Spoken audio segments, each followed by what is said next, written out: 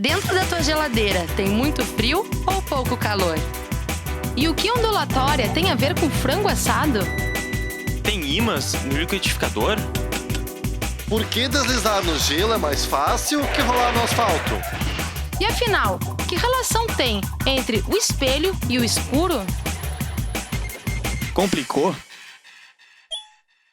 Simplifísica. Nesta edição do Simple Física, o professor Rogério Riffel, do Instituto de Física da URGS, fala sobre cometas e asteroides. Você entenderá o que são esses objetos astronômicos e qual a possibilidade deles colidirem com a Terra.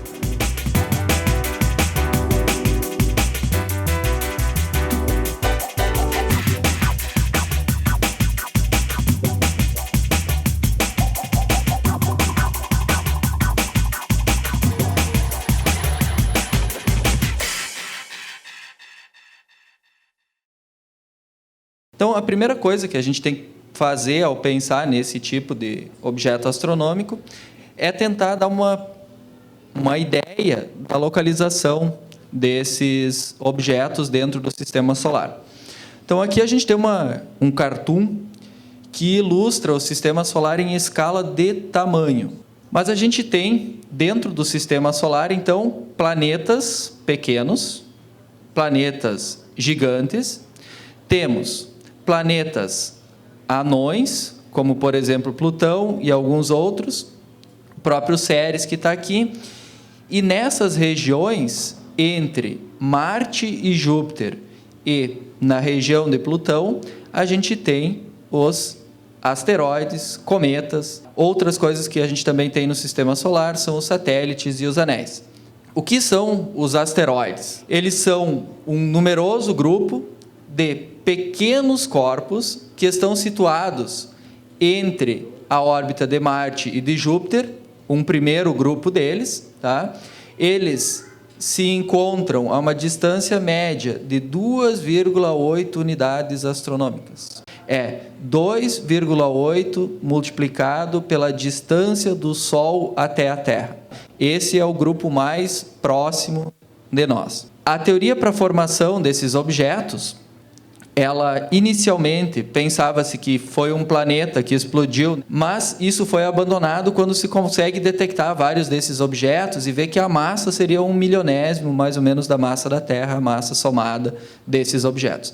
Então, essa teoria ela acaba sendo abandonada por esse motivo, e a teoria mais aceita hoje para a formação deles é que eles se formaram junto com os planetas dentro do disco protoplanetário que deu origem aos planetas e ao Sol. Então, os maiores que ainda estão dentro, eles seriam protoplanetas que não tiveram a quantidade de matéria necessária para crescer e se tornar um planeta. A gente pode ver, quando estuda esses objetos também, que esses corpos maiores, o que a gente hoje praticamente chama de planeta anão, tá? Eles não se quebraram e eles estão cheios de cicatrizes, entre aspas, das colisões que eles sofreram na época de sua formação. Qual é a distribuição, então, desses objetos?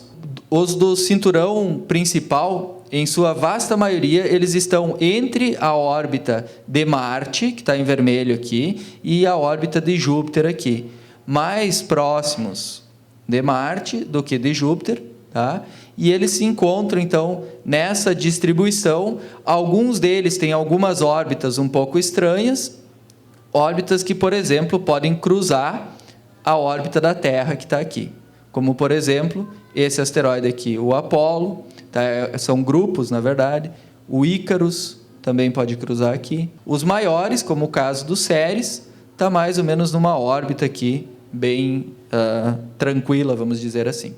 A maioria dos asteroides descobertos até hoje, eles estão nesse cinturão, mas isso é uma coisa que vem mudando, tá? Ou vem mudando, entendo, na década de 90 para cá. A gente começa a ter uma série de informações acerca desses objetos aqui, mais distantes, porque a gente começa a melhorar a tecnologia para a detecção deles. Aqui a gente tem uma distribuição da maioria dos objetos que fazem parte do cinturão principal. Cada coisa nessa cor verde aqui é um pontinho, e cada pontinho é um asteroide. vejam, aqui a gente tem as órbitas, né?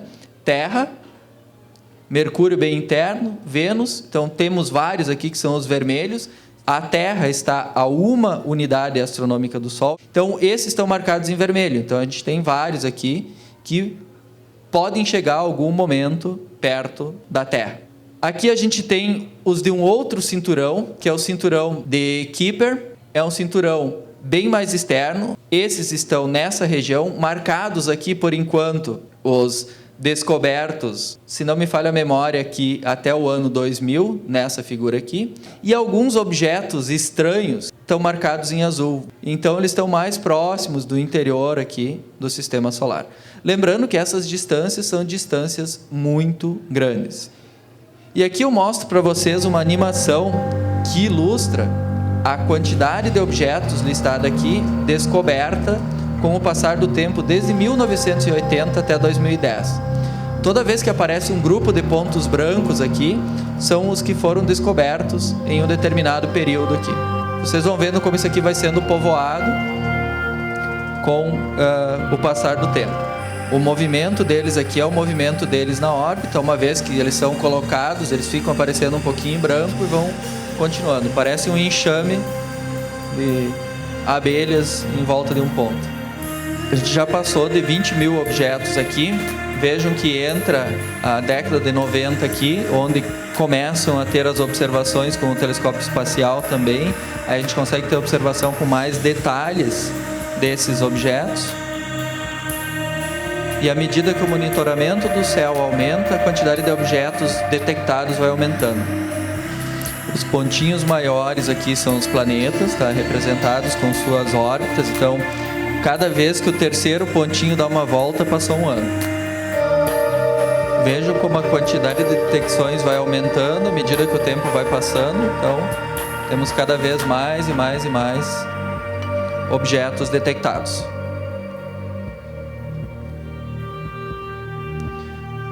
Passamos de 50 mil em 2010. Alguns exemplos dos objetos que estão um pouco mais próximos de nós, que estão no cinturão principal. Um deles é Ceres, tá? Alguém que já deu uma lida em alguma coisa pode dizer, tá, mas esse não é um planeta não. Para mim, continua sendo um meteoro. Isso daqui é a melhor fotografia que a gente consegue tirar dele sem uma sonda circundando ele, tirando várias fotos, tá? Isso daqui é uma fotografia tirada de Ceres, que está um pouquinho depois de Marte, com o telescópio espacial. As características dele, então, é estar localizado entre a órbita de Marte e de Júpiter. O seu diâmetro é praticamente 2.000 quilômetros e a densidade média é 2 gramas por centímetro cúbico. Isso aqui é 2 vezes a densidade da água, a média. A estrutura desses objetos, acredita-se que ela seja uma crosta de poeira, que está marcada aqui bem fininha. Para dentro, a gente tem uma região aqui que é gelo de água, e mais para dentro seria um núcleo rochoso, tá? Essa parte em amarelo aqui. Um outro exemplo é o Vesta, o endereço dele é entre Marte e Júpiter. O diâmetro dele é menor, praticamente a metade do tamanho de Ceres. A densidade é maior e a composição dele, então, necessariamente precisa ser ligeiramente diferente da composição do anterior. Ou seja, ele vai ter os mesmos componentes, mas em proporções diferentes. A ideia é que isso é um corpo sólido, uma rocha encoberta por uma camada de gelo, com um pouco de poeira por cima. Aí a gente pode ir um pouquinho mais distante, quando a gente vai em direção ao planeta anão Plutão, e vai olhar o tipo de objetos que tem nesse cinturão. Ele está localizado a 50 unidades astronômicas, 50 vezes a distância que a Terra se encontra do Sol. Ele é povoado por restos de planetesimais gelados. Temos detecções de cerca de 1.000 asteroides nessa região. A maioria tem 100 quilômetros de diâmetro, tá? Então, são objetos menores do que os dois que eu mostrei para vocês, tá? Mas são objetos ainda muito grandes. Só que a questão é a seguinte: como eu vou detectar um objeto que tem 100 quilômetros de diâmetro, tá? 100 quilômetros de diâmetro é um lago, pouco mais de um lago, a uma distância de 50 vezes 150 milhões de quilômetros. Tá? A gente pode arredondar isso aqui para 75 milhões de quilômetros, aliás, 75 mil milhões de quilômetros. Tá? Uma distância absurdamente grande, onde a gente vai encontrar esses objetos. Esses objetos, eles não emitem luz, eles refletem a luz do Sol. Então, imagine a intensidade da luz do Sol a esta distância e eu tentando detectar esse objeto àquela distância. Tá? Por isso que é tão difícil detectar esses objetos. Obviamente, temos o que a gente chama de efeito de seleção. A gente observa os objetos maiores em detrimento dos menores, né? Os maiores vão refletir mais luz, é mais fácil da gente observar. Então, aqui eu tenho uma lista de alguns. Tá? Na minha classificação, eu estou botando Plutão como um asteroide, ele é, na verdade, um planeta anão. Tá? Os que estão listados aqui são planetas anões. Mas a gente tem um comparativo de tamanho deles. Tá? Tamanho, não distância. Terra, Lua, Plutão, que é menor do que a nossa Lua. Os outros são da ordem do tamanho de Plutão, são menores também, mas da ordem do tamanho dele, que são menores do que a Lua. Então, esses objetos, em média, são todos menores do que a Lua. Tem mais uma lista de exemplos de asteroides gigantes, tá? Dos seus mais variados formatos também. E esses aqui são todos candidatos a planetas anões. Então, manter Plutão como um planeta poderia ter uma visão filosófica, mas se ele fosse catalogado como um planeta, para quem não quer desdecorar Plutão como um planeta, então teria que decorar estes daqui e mais essa listinha que só tende a crescer à medida que a gente vai detectando mais objetos dentro do sistema solar. Qual é a diferença entre um meteoro e um meteorito? O meteoro é o objeto que está no espaço. Quando ele entra à atmosfera da Terra, ele acende pelo atrito com a atmosfera e deixa um rastro no céu. É o que muitos de vocês devem ter conhecido como estrela cadente. As estrelas não caem, se elas caíssem, estaríamos todos literalmente fritos. Isso aqui são pedaços da cauda de um cometa, alguma coisa do gênero, que entram à atmosfera. Se sobrar alguma coisa, quando atingir o solo, a gente vai chamar de meteorito. Então, um meteorito é o que a gente acha na superfície da Terra, um meteoro é o que entrou na atmosfera, se for uma estrela cadente, ou está no espaço ainda. A gente tem um outro grupo de objetos dentro do sistema solar que, quando são vistos, eles são um espetáculo à parte. Esses objetos são chamados de cometas. Um cometa ele é formado basicamente por gelo, de água e metano e poeira. Tá? E eles possuem tamanhos típicos de 10 quilômetros. Aqui eu tenho uma foto do cometa Lulin, tá? Que apareceu no céu em 2009. O cometa ele é separado em algumas partes para facilitar o seu estudo, onde a gente tem o coma, que seria essa bolota aqui, que é uma nuvem de gás e poeira que está em volta aqui da região sólida, vamos dizer assim. Ele vai começar a brilhar quando o gelo começa a ser derretido pela radiação solar. Isso quer dizer quando ele está mais ou menos a 2 unidades astronômicas do Sol. Então, ele está a mais ou menos a mesma distância da Terra que o Sol está de nós. O núcleo seria a parte interior aqui, que é o que a gente chama de parte sólida dele, do cometa. E a gente ainda tem a parte mais espetacular aqui, que é a cauda do cometa. Essa daqui pode ter um tamanho de até 1 unidade astronômica. A gente vê que tem uma cauda de gás, que é o resultado da interação das partículas do Sol, do vento solar, e a emissão dessa região é principalmente de átomos excitados, Como a maioria dos elementos que estão ali são o monóxido de carbono, que vai estar ionizado, ele vai emitir em 4.200 angstroms. O que quer dizer isso? Ele vai emitir na região mais do azul, por isso essa cauda é mais azulada.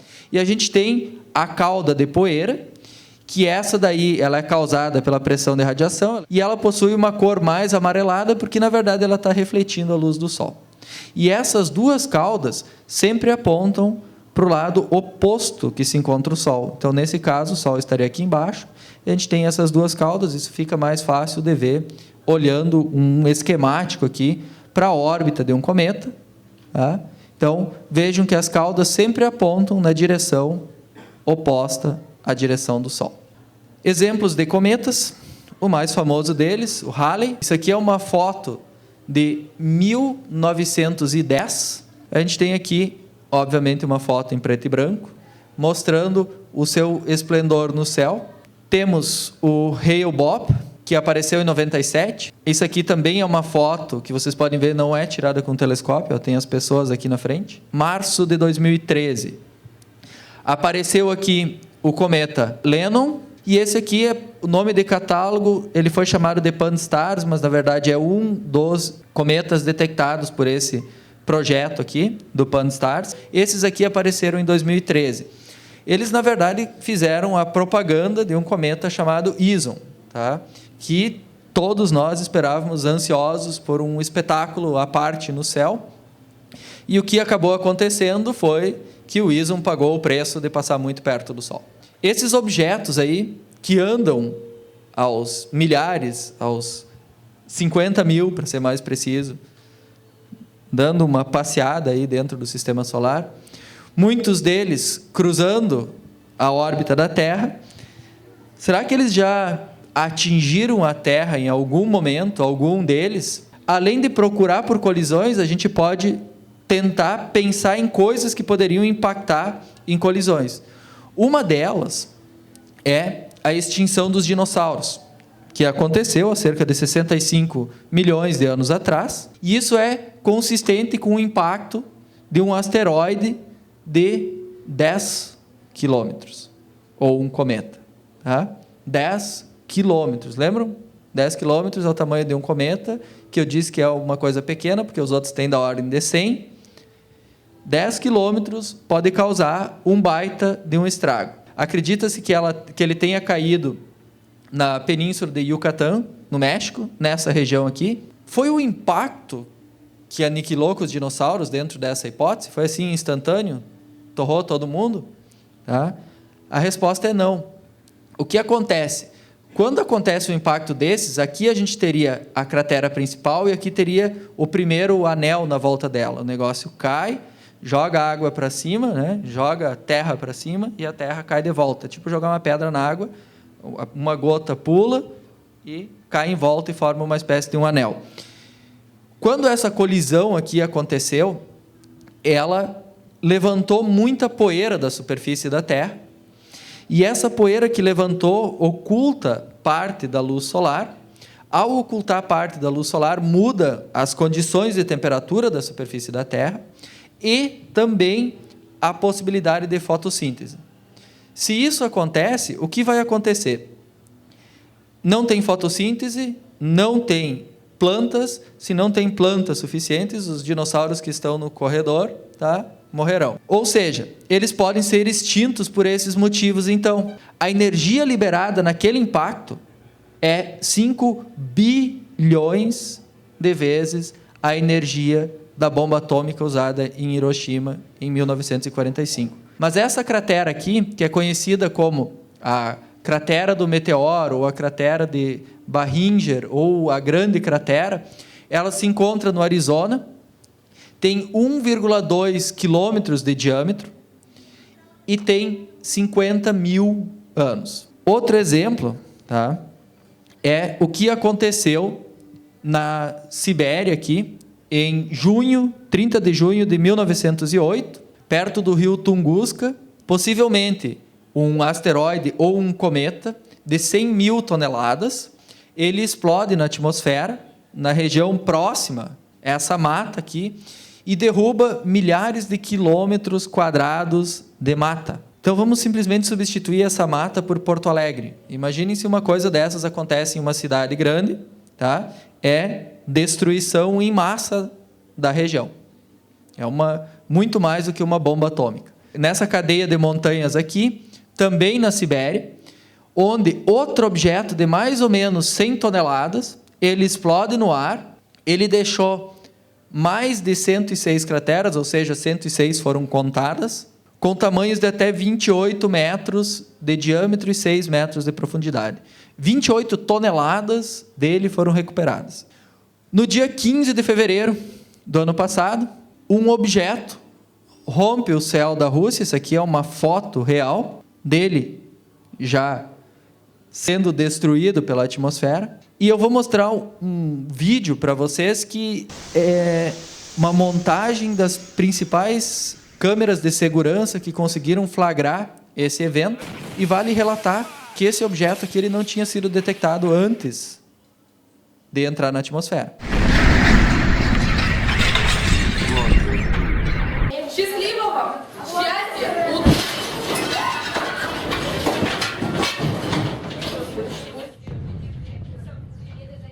Quanta energia ele liberou nesse impacto? A primeira hipótese que eu vou levantar é que ele é esférico. A segunda é que a densidade dele é a densidade da água. O diâmetro é uma informação real que eu peguei dele, 17 metros. E a velocidade em metros por segundo, no Sistema Internacional, para ficar mais fácil, 11.200 metros por segundo. Vou fazer uma continha aqui, colocando esses números, e vocês vão ver que ele vai ter 20 vezes 10 na 6 quilogramas, ou seja, 20.000 toneladas. Isso vai dar simplesmente 1,25 vezes 10 na 15 joules, que é igual a 300 quilotons, que é a unidade de bomba atômica. E eu posso comparar isso com Hiroshima de novo. Hiroshima, 13 quilotons. Então, esse bicho tem, na nossa conta, bem aproximada, 25 vezes mais energia liberada do que a bomba atômica de Hiroshima. E os asteroides próximos à Terra que podem colidir com a Terra.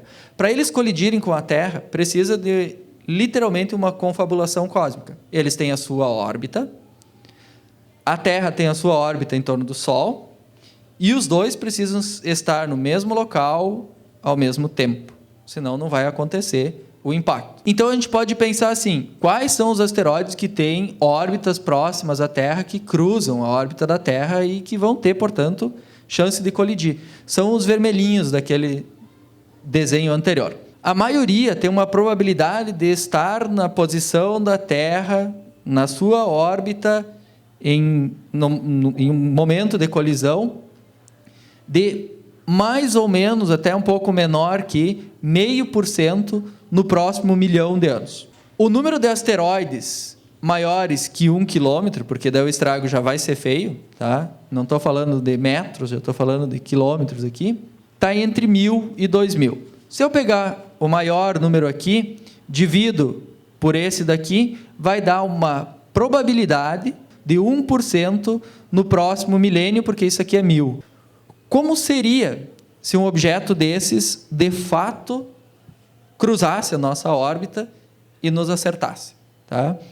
A gente pode fazer simulações, elas vão ser tão brandas ou tão drásticas quanto a gente colocar as informações dentro do modelo que a gente vai usar para essa simulação. Entendam isso como a velocidade inicial do objeto, quando ele entra na atmosfera, a densidade dele, o formato dele, o próprio tamanho dele, que está associado com várias coisas. E aqui tem um vídeo, tá, que ilustra mais ou menos o que aconteceria se um objeto desses entrasse na órbita da Terra e colidisse com a Terra. Nessa hora, na verdade, é melhor estar embaixo dele do que na volta. Isso aqui seria, então, a primeira colisão dele. Aí ele vai jogar o material para cima, que forma o segundo anel aquele. Quando esse material cair. Isso aqui virou um plasma na região onde ele caiu. Boa parte da energia vira calor no impacto. E está se propagando por toda a Terra. Mas um tão grande quanto esse, não vou dizer que é zero a probabilidade, mas é virtualmente zero. com 1 quilômetro a 1% de probabilidade no próximo milênio. Tá? Então, é uma coisa muito pequena.